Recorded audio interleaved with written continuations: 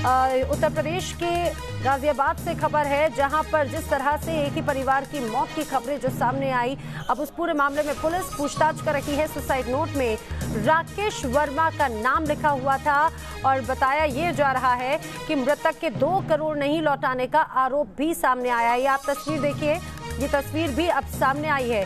बच्चों की हत्या के बाद दंपति ने खुदकुशी कर ली थी। कर्ज से परेशान होकर ये जानलेवा कदम उठाया है। जानकारी ये भी मिली है, कहा जा सकता है कि पूरे के पूरे एक परिवार का ही अंत हो गया। ये जानलेवा कदम कर्ज से परेशान होकर परिवार ने उठाया।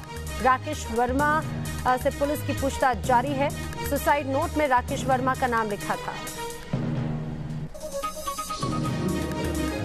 पहले 2 बच्चों का गला घोंटा, फिर दंपति और एक महिला ने बिल्डिंग से छलांग लगाकर मौत को गले लगा लिया। गाजियाबाद के इंदिरापुरम में दिल दहला देने वाली वारदात। इंदिरापुरम की हाई प्रोफाइल वैभव खंड की सोसाइटी में उस वक्त सनसनी मच गई जब गुलशन नाम के एक शख्स ने घर में कत्लेआम मचा दी। बताया जाता है कि गुलशन ने पहले घर में सोए 14 साल के बेटे और 19 साल की बच्ची का गला घोंटा और फिर गला रेतकर उनकी हत्या कर दी। दोनों बच्चों की हत्या के बाद गुलशन ने पत्नी और एक महिला के साथ अपार्टमेंट की 8वीं मंजिल से छलांग लगाकर खुदकुशी कर दी।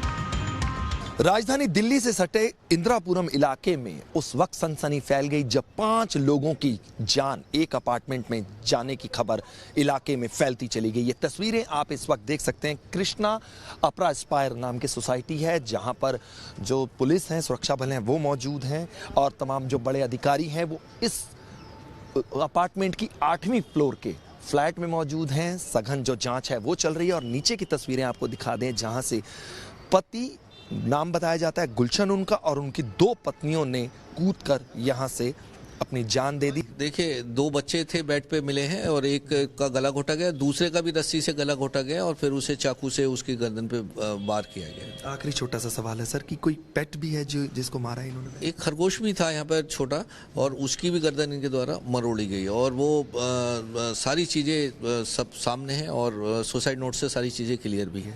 देखिए जो भी प्रथम दृष्टया जो चीजें हैं वो इनके आर्थिक कारण है जो मेरी कुछ समझ में आ पाया, लेकिन बहुत ज्यादा क्लियर मैं नहीं बता पाऊंगा। अभी इनके भाई आ जाएंगे तो बहुत सारी चीजें क्लियर हो।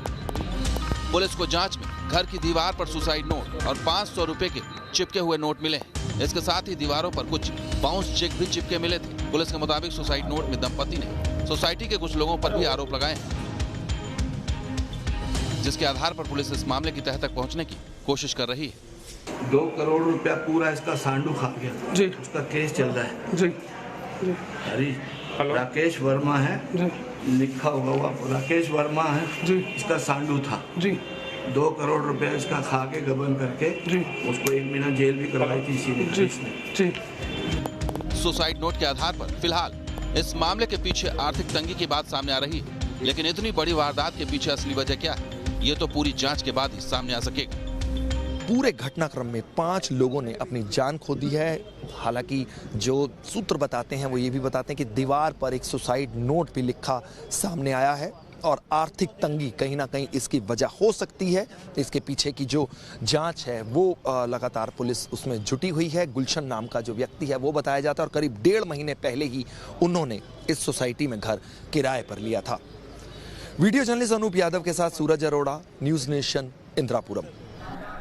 तो आज जब ये पूरा मामला सामने आया, गाजियाबाद का हर कोई सकते में था कि किस तरह से एक ही परिवार का पूरी तरह से अंत हो गया। आपको बता दें कि गाजियाबाद के इंदिरापुरम में 5 लोगों की मौत का मामला सामने आया है और बताया जा रहा है कि दंपति ने पहले अपने 2 बच्चों की हत्या की गला दबाकर, उसके बाद में 8वीं मंजिल से कूदकर उन्होंने भी जान कर दी। खुदकुशी करने वाली दूसरी महिला के भी बारे में यहाँ पर जानकारी मिली है। बताया जा रहा है बेडरूम में दोनों बच्चों के शव भी पुलिस ने बरामद किए हैं। साथ ही साथ वहां पर एक सुसाइड नोट भी मिला है जिसमें राकेश वर्मा का नाम लिखा हुआ था और 2 करोड़ नहीं लौटाने का भी आरोप ये है। यानी कि जो बातें सामने आ रही हैं, कर्ज से परेशान होकर ये पूरी वारदात को अंजाम दिया गया।